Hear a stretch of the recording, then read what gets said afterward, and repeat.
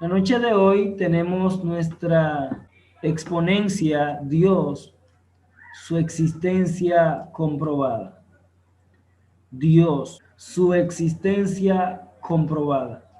Bueno, si algo, si algo ha sido debatido a lo largo de la historia, ese tema ha sido la existencia de Dios. Como dice la misma palabra de Dios, dice el necio en su corazón, no hay Dios. Esto se debe precisamente a que el pecado ha corrompido, ha dañado, ha torcido, ha enfermado, ha contaminado el corazón del hombre. Realmente, a lo largo de la historia se ha querido vivir en un mundo mejor, pero es imposible vivir en un mundo mejor donde Dios no está presente. Dios no es simplemente algo que queremos, Dios es lo que nosotros necesitamos. Negar la existencia de Dios es negarlo todo precisamente porque Él es el creador y el sustentador de todas las cosas. El mundo en el que vivimos, las galaxias existentes, los planetas, planetoides, la naturaleza, la vegetación, la anatomía humana, inclusive la genética humana. Todos estos asuntos que son parte de la complejidad que la ciencia no ha terminado de comprender, se debe precisamente a un creador que traspasa la capacidad científica para poder concluir estos análisis e investigación. Si el universo que tenemos y todo lo que existe como creado está por encima de la capacidad pensante del ser humano, ¿qué piensas acerca de la existencia de Dios? Dios no solamente existe, Dios debe de existir. Es imposible explicar realmente las cosas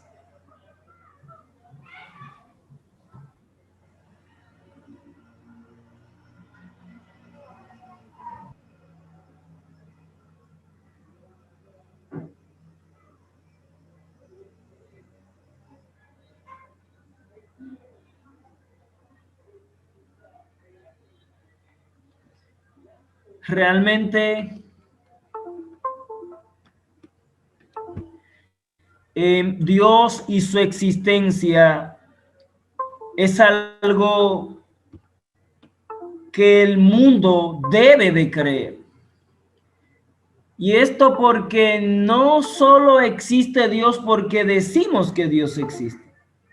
Dios existe porque su existencia es necesaria. En segundo lugar, porque su existencia es racional. En tercer lugar, porque Él debe de existir. Y en cuarto lugar, porque Él realmente existe y todas las evidencias así lo afirman. Entonces, en ese aspecto o sentido,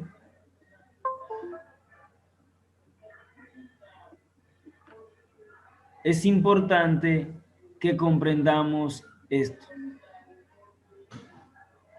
Así que Dios, su existencia comprobada.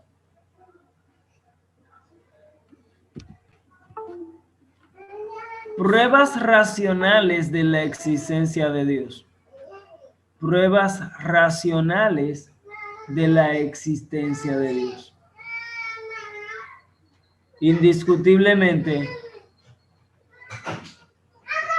Dios no existe como respuesta de la invención humana. Dios no existe como respuesta de una teoría que surgió en algún punto o tiempo de la historia. La existencia de Dios es una existencia real, evidente, innegable y comprobada. Y de hecho, existen pruebas lógicas, racionales y aún científicas que pueden validar la existencia de Dios. Ahora, si Dios existe, que existe de hecho, y ese Dios ha sido descrito por la Escritura como un Dios amoroso, como un Dios bondadoso, como un Dios misericordioso, pero como un Dios santo que no pasará por alto el pecado, como un Dios justo que no tendrá por inocente al culpable y que juzgará con justo juicio. ¿Usted escuchó esto? Justo juicio. ¿Qué significa justo juicio? Justo juicio significa dar a cada quien exactamente lo que merece. Y lo hemos dicho cientos de veces. Si hemos pecado contra un Dios infinito, lo justo entonces sería que seamos castigados infinitamente. En ese aspecto o sentido entonces, existen pruebas de su existencia y son reales y hasta incuestionables.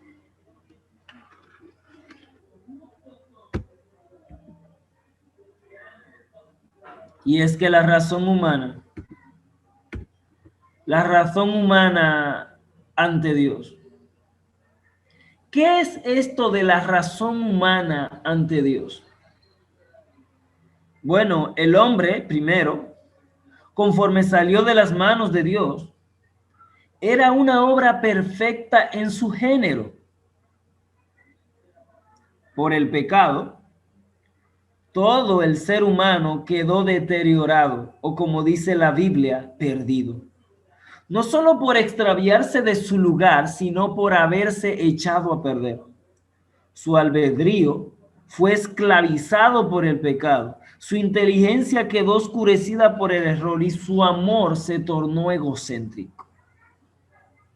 Y esto es importante que nosotros lo comprendamos para entender por qué razones o razones el hombre sigue empecinado en negar la evidente existencia de Dios. Bueno, esto precisamente es comprensible a la luz del daño que el pecado provocó en el corazón o en el alma del hombre. Conforme salió de las manos de Dios, el hombre era una obra perfecta en su género. El hombre creía en la existencia de Dios y no solo creía en la existencia de Dios, sino que el hombre podía hablar con Dios, conversar con Dios, vivir a la voluntad de Dios. El hombre fue hecho perfecto físicamente, perfecto emocionalmente y perfecto intelectualmente. El hombre fue alguien dotado de conocimiento y de capacidad analítica y pensante. El hombre no era egocéntrico ni egoísta. El hombre no era orgulloso, no era avaro, pero por causa del pecado, en el momento en el que el hombre, que teniendo un corazón moldeado por Dios, fue dañado por causa de la maldad existente en el corazón del hombre, producto del pecado. Todo empezó cuando el hombre empezó a ver a Dios como un ser malo, cuando el hombre quiso abrazar el egocentrismo o egoísmo y quiso ser como Dios. Cuando el hombre quiso tener un sentido de independencia fuera de Dios. Cuando el hombre creyó las mentiras del diablo antes que la verdad de Dios. Fue allí, fue en ese momento, fue en ese punto, en ese instante, en cuando el hombre, entonces, dañó y corrompió su corazón. El pecado ha sido el peor mal que ha experimentado el hombre a lo largo de la historia. Y si algo ha alejado al hombre de Dios ha sido el pecado. De modo que el hombre y su imagen de Dios, la imagen de Dios en él, se vio abollada o deteriorada por causa del pecado. El pecado fue un mal que impactó la vida del hombre y la imagen de Dios dejó de verse de manera clara. Como dice la Biblia, el hombre quedó perdido, literalmente. De ahí entonces que si el hombre quedó perdido, necesitó o necesitaba o necesita un Salvador. No solo por extraviarse de su lugar, sino por haberse echado a perder. Por ejemplo, el albedrío fue esclavizado por el pecado. Y es que muchas veces hablamos del libre albedrío del hombre, pero realmente ese libre albedrío no es tan libre como nosotros creemos. No es tan libre porque el hombre vive esclavizado por el pecado. Y no es que muchos no quisieran dejar su vida de pecado. Es que literalmente no pueden. A no ser que el Hijo del Hombre les haga verdaderamente libres. Entonces, en ese sentido, el hombre no es libre porque él decide libertarse del pecado. El hombre es libre si Cristo los hace libre. Pero no solo esto, la Biblia nos habla de que el pecado fue un mal que acabó, arruinó la vida del hombre. Y el hombre entonces fue un ser muerto en sus delitos y pecados. Así que el pecado ha sido el mal más grande que ha sufrido el hombre a lo largo de la historia. Y así como el pecado acabó con la vida del hombre y el hombre quedó muerto espiritualmente, sin capacidad de reaccionar ante el pecado, solo Dios a través de su Espíritu Santo nos hace entrar en razón como al hijo pródigo y nosotros llegar a darnos cuenta de que fuera de Dios solo comeremos algarrobas en este mundo. Solo el Espíritu Santo nos puede convencer de pecado, de justicia y de juicio. Solo el Espíritu Santo nos convencerá del pecado que hay en nuestro malvado corazón, de la justicia de Dios ante el pecado reinante en nuestros corazones y del juicio de Dios como castigo por la culpa de nuestro pecado. Su Espíritu Santo es capaz de convencernos de ello. Pero como dice la epístola de Tito, somos regenerados en el Espíritu por medio del agua en la palabra. Y es que el Espíritu Santo y no nosotros mismos es el único capaz de transformar nuestras vidas y nuestros corazones. No importa cuánto intentemos ser hombres de bien para la sociedad. No importa cuánto nos esforcemos por la bondad de nuestro propio corazón.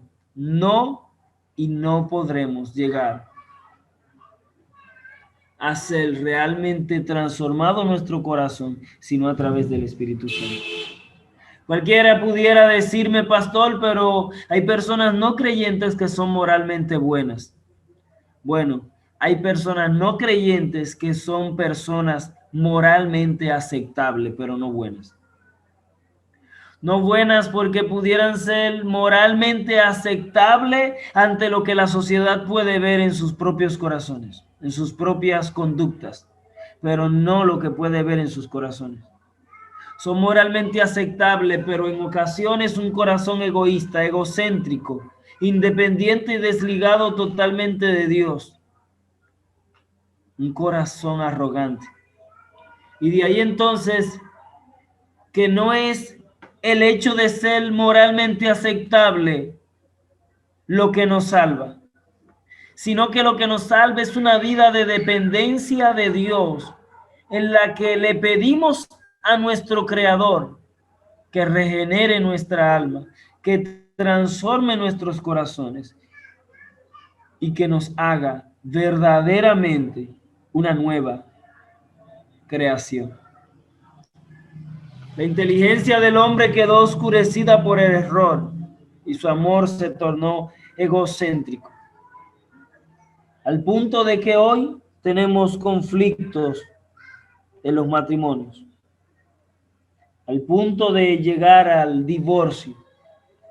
Tenemos conflictos sociales, conflictos familiares además de matrimoniales, conflictos interpersonales, conflictos relacionales, conflictos en diferentes áreas.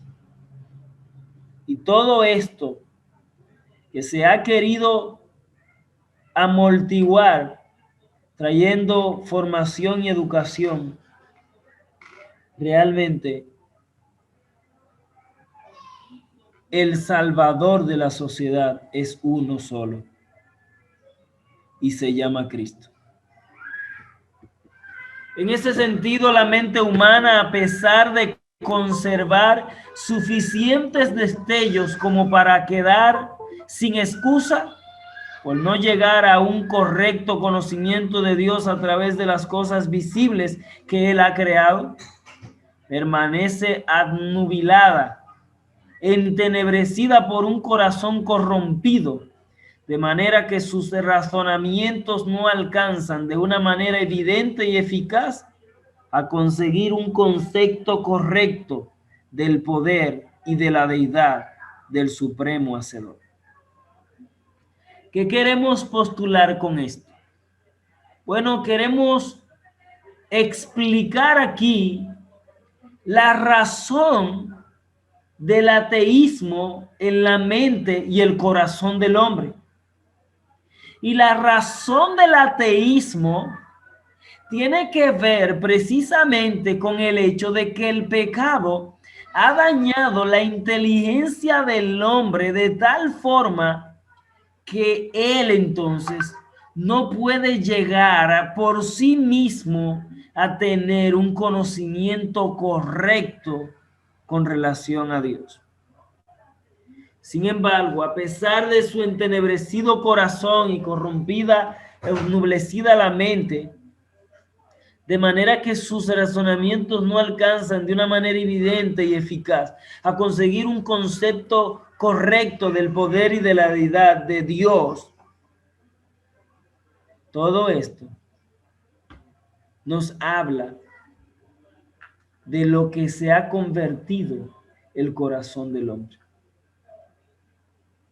Realmente, nuestro sentido y deseo de independencia de Dios fue el más grande mal que el hombre experimentó a lo largo del tiempo y de la historia. Y creo que el mayor mal que podemos experimentar hoy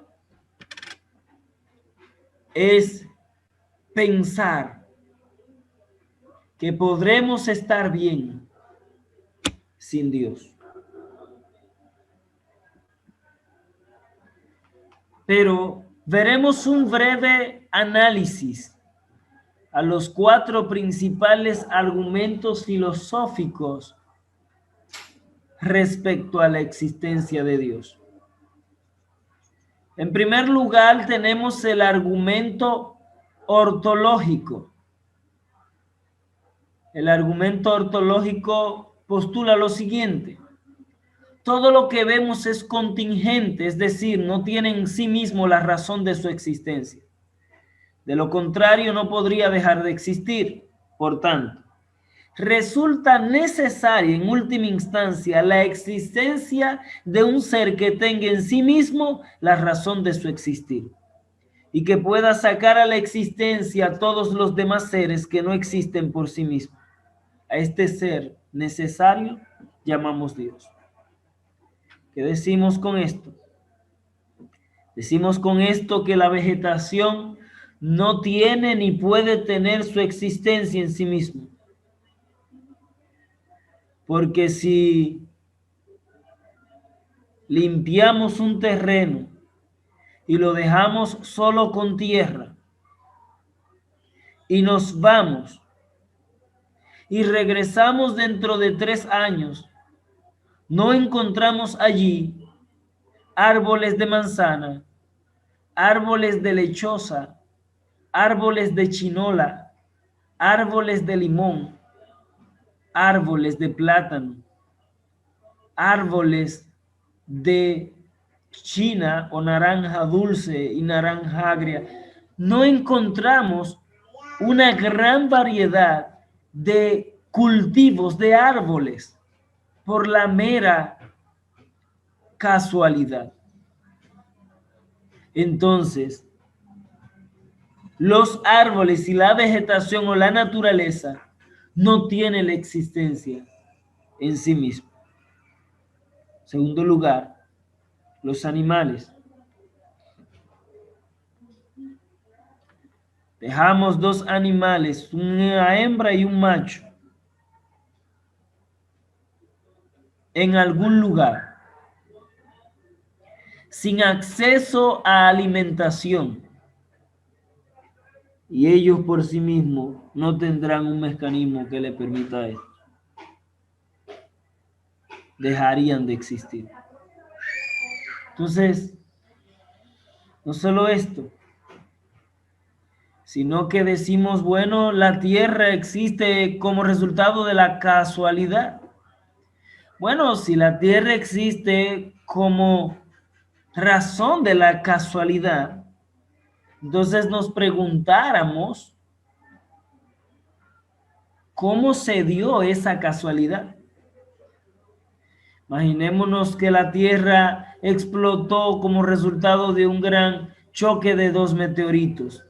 La pregunta que nos hacemos es una pregunta científica, y es que para que exista movimiento se necesita primero energía, y si hay energía se necesita alguien o algo que produzca esa energía. Entonces, si 2 meteoritos chocaron, hubo movimiento.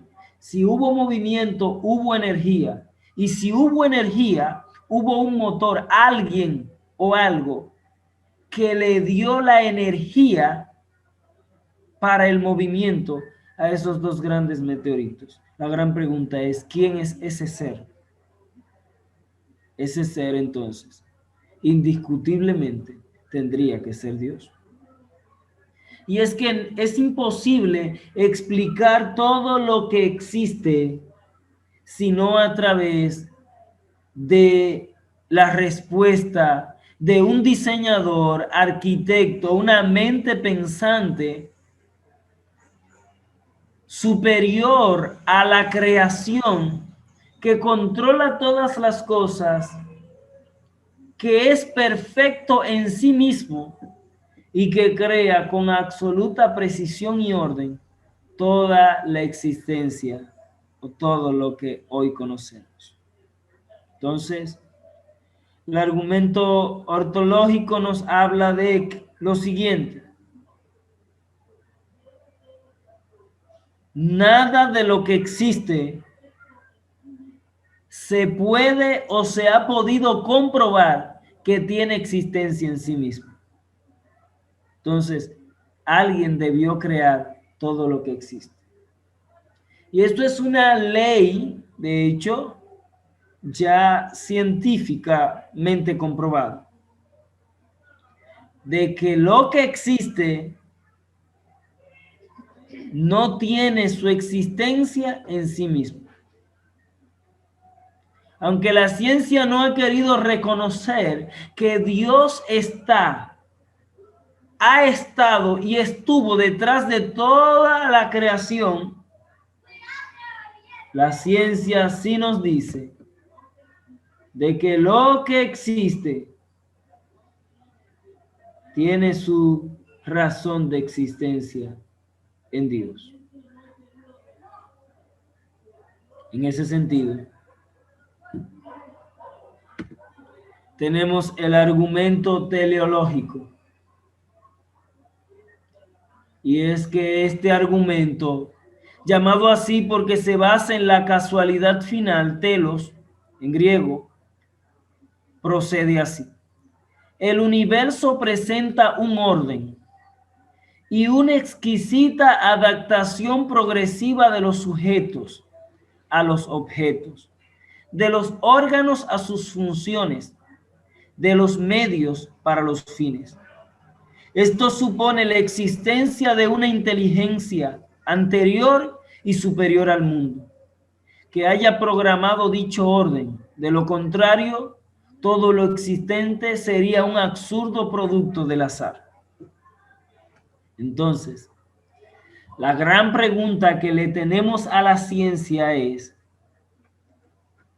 que si todo lo que existe fue producto de un accidente cósmico, ¿por qué no se ha dado un accidente cósmico similar a lo largo de todos los siglos y tiempos de historia de la humanidad?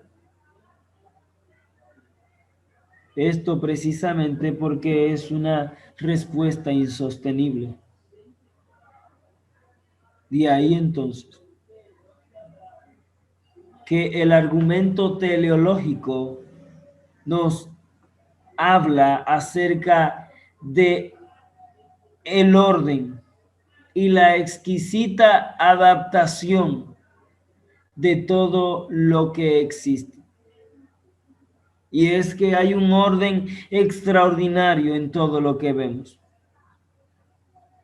Por ejemplo, y algo que mencionamos en una sesión anterior, es que si decidiéramos hilvanar como un hilo la información que existe en nuestro ADN, el ADN de un solo ser humano, hilvanado como un hilo,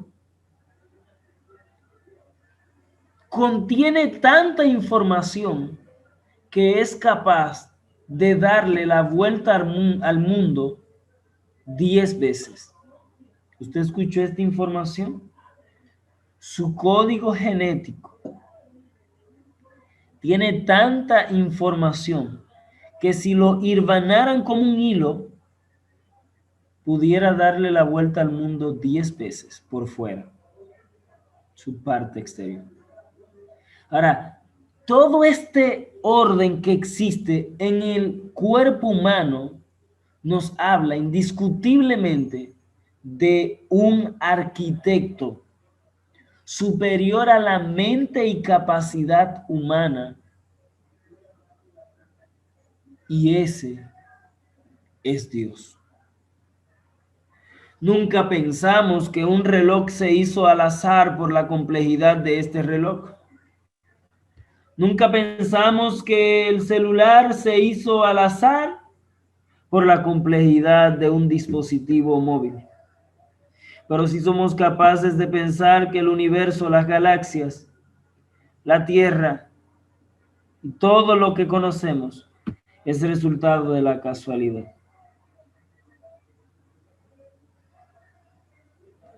La información existente en el código genético es capaz de superar la información que existe en la Biblioteca Británica, que es la biblioteca del mundo que más libros alberga. Y un código genético de un ser humano contiene más información que ella. Es increíble. Es extraordinario nuestro Dios. Un individuo es capaz de utilizar solo el 8% de su cerebro en los casos más extraordinarios. En los menos 4%, en los regulares, normal 5 o 5.9%. Ahora, pensemos en el hombre en el huerto de Edén utilizando el 100% de su cerebro, que no había sido dañado, deteriorado por causa del pecado. Y es que Dios es insuperable, es extraordinario, es inexplicable, pero es real y verdadero. Así que tenemos el argumento psicológico. Y este argumento psicológico, también llamado argumento moral, está sacado de la llamada voz de la conciencia. Y es que la conciencia nos intima la observación de una ley moral, común a todos los hombres, que se impone al individuo como una norma anterior y superior a él. Ahora bien, toda ley universal superior al individuo humano implica la existencia de un legislador, también anterior y superior a la especie humana. A ese legislador supremo llamamos Dios. Y es que al principio nadie le dijo al hombre que matar era malo, pero cuando Caín mata a su hermano, su conciencia le acusa y por eso le responde a Dios de la manera en que le respondió. Y es que a lo largo de toda la historia, la conciencia le ha dicho al hombre: Dios existe. Por eso los indígenas o primitivos de nuestra propia nación tenían pequeñas imágenes y estatuas de lo que ellos llamaban dioses. ¿Quién les dijo a ellos que existía un Dios? Su conciencia le fue juez. Sin embargo, la conciencia nos intima la observación de una ley superior. Para esa ley universal es superior al hombre. Y Romanos 2.15 nos lo dice de una forma más clara aún. Romanos 2.15 dice: mostrando la obra de la ley escrita en sus corazones, dando testimonio su conciencia y acusándoles o defendiéndoles sus razonamientos. Bueno, note lo que nos dice el texto. La ley escrita en sus corazones. Dios no dejó primero una ley escrita, no, en papel o en tabla o en madera o en piel, no. Dios dejó una ley escrita en la conciencia del hombre, que aquí la Biblia transpone como corazón, dando testimonio su conciencia y acusándoles o defendiéndoles sus razonamientos. E inclusive hay cosas que la Biblia no nos dice que es pecado explícitamente, y al hacerlo nos damos cuenta y sentimos que realmente es pecado. Y es que si existe una ley moral que en su conciencia y en el interior le dice al hombre que Dios existe, que lo que hace y lo que está haciendo y lo que hará está mal, entonces debe de existir un Dios que le plasmó o le dejó esa ley escrita en los corazones de forma tal que el hombre debe esa ley moral a alguien superior a él, que le demanda esa ley moral. Entonces, en ese sentido, necesitamos llevar esto al corazón de nuestros hijos. Cuando nuestros hijos nos preguntan si está bien o está mal, su conciencia le está dictando en ese momento.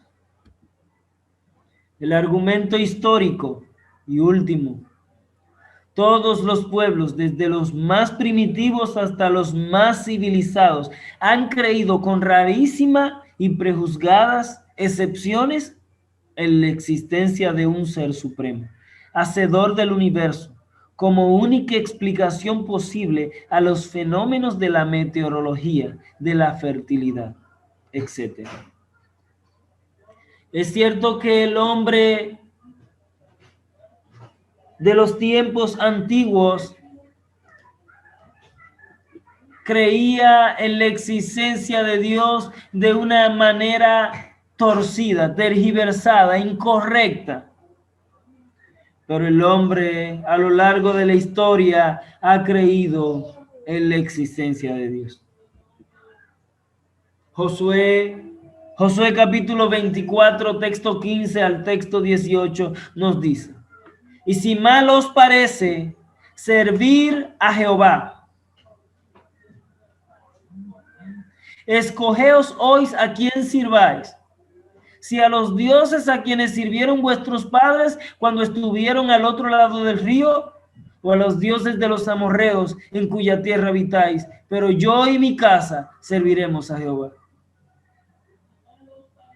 Texto 16. Entonces el pueblo respondió y dijo: nunca tal acontezca que dejemos a Jehová para servir a otros dioses.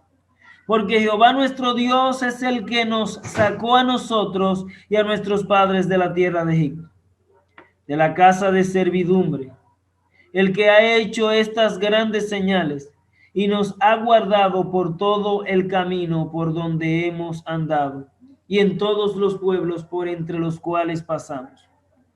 Y Jehová arrojó de delante de nosotros a todos los pueblos y al amorreo que habitaba en la tierra. Nosotros pues también serviremos a Jehová, porque Él es nuestro Dios.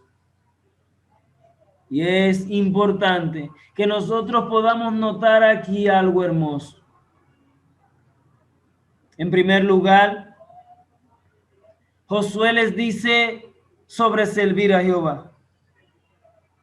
Pero le dice, pueden servir también, si desean ustedes, a los dioses que sus padres sirvieron anteriormente, o a los dioses de los amorreos. Esto quiere decir que los amorreos, a pesar de no tener la Biblia o la ley de Moisés o el Pentateuco, ellos servían a dioses. Esto nos indica que ellos tenían una idea interior, intuitiva, que les decía: Dios existe un ser supremo, legislador, por encima de ustedes y más poderoso que ustedes. Entonces, Dios existe y es real. Es innegable. Es incuestionable la realidad de su existencia. Y mientras más el hombre obtiene conocimientos, avances tecnológicos, en lugar de vivir más agradecido de Dios por ello, se hunde más y más en su autoarrogancia personal. Y el hombre de nuestro tiempo moderno se sigue hundiendo aún más profundo en el pecado que se hundió Adán y Eva cuando dijeron: si comen del fruto, serán como Dios. Vivimos en un tiempo donde el hombre, hoy día, más que en los tiempos de Adán, cree en que es como Dios. Sin embargo, la conciencia humana no deja de latirle al hombre y decirle, Dios existe. Y su existencia es real. Entonces, en ese sentido, es importante que nosotros también como creyentes vivamos conscientes, que no lo dudemos por un segundo, por un instante, por un momento, que Dios existe y que Él es real. El hombre por sí mismo no puede llegar a este tipo de conclusiones porque nuestra mente, absnublada por el pecado, entenebrecida, oscurecida por el pecado, no nos permite ver con claridad la real existencia de Dios. ¿Cuántos de nosotros estábamos en el mundo perdidos, sin Cristo, sin Dios? ¿Cuántas veces nos ofrecieron la verdad del Evangelio, nos proclamaron la verdad del Evangelio? Pero ¿cuántas veces nosotros rechazamos a Cristo? ¿Cuántas veces Cristo nos abrió sus brazos de amor y nosotros dijimos, no quiero a Cristo? Y eso lo hicimos repetidamente y repetidamente, hasta un punto y un momento en el que el Espíritu Santo vino a nuestras vidas y a nuestros corazones, nos impactó y nos permitió ver la verdadera necesidad que había en nuestros corazones. Pudimos ver en nuestras vidas, en nuestro interior, que somos mendigos necesitados de un Salvador. En ese sentido, el Nuevo Testamento nunca presenta a un creyente enzarzándose en argumentos con un crédulo. El testimonio del cristiano es siempre una apelación a los hechos, a lo que Dios ha hecho para revelarnos su mensaje de salvación y a las personas sagradas de Jesús que ha podido interpretarnos a nosotros. Y es que Cristo ciertamente nos ha revelado el Padre, porque nadie puede conocer al Padre sino el unigénito del Padre que está en el seno del Padre. Y es que Cristo es el Verbo de Dios, es el resplandor de su gloria, es la imagen misma de su sustancia, como nos dice Hebreos capítulo 1, texto 3. Por tanto, no digamos al incrédulo, vamos a discutir conceptos filosóficos, no. Digámosle, ven y ve lo que Cristo ha hecho en mi vida. Lo que Cristo ha hecho en el corazón del creyente es la más grande demostración de la existencia real de Dios y su poder transformador. Por ello, el apóstol Pablo, en la primera epístola a los Corintios, capítulo 5, apela no al poder y la elocuencia de sus palabras y sabiduría humana, sino al poder transformador del Evangelio por medio del Espíritu Santo, que ha transformado la vida de los hermanos de Corinto, y esa es la evidencia del poder del Evangelio. Dios es real. Dios es real no por los argumentos, Él es real porque su poder se ha demostrado en nuestros corazones, transformándolos y regenerándolos. Dios no es una invención humana, es la realidad de todo lo que existe. Dios no es algo simplemente lo que debemos creer, necesitamos creer. Es importante que entendamos que nosotros no somos Dios, que Él es el único y exclusivo Dios. Que terminemos de entender que no podremos vivir verdaderamente sin Dios. Estar sin Dios es vivir siendo esclavo del pecado. Vivir sin Dios es estar muerto en vuestros delitos y pecados. Vivir sin Dios es vivir con una mente oscurecida y entenebrecida por el pecado. Vivir sin Dios es ser esclavo de Satanás. Vivir sin Dios es estar muerto en este mundo, en esta vida y en la vida venidera. Padre de gloria y Dios de honra, ayúdanos. Ayúdanos a confiar en tu verdad, ayúdanos a confiar en tu palabra, ayúdanos a depender de ti. Ayúdanos, Señor, a que cada día nuestra convicción y certeza del Evangelio pueda anclarse más y más en nuestras vidas y en nuestros corazones. Ayúdanos, Dios, cada día más a depender de ti, Señor. Te lo pedimos. Te lo imploramos, Dios. En el nombre de Jesús. Amén.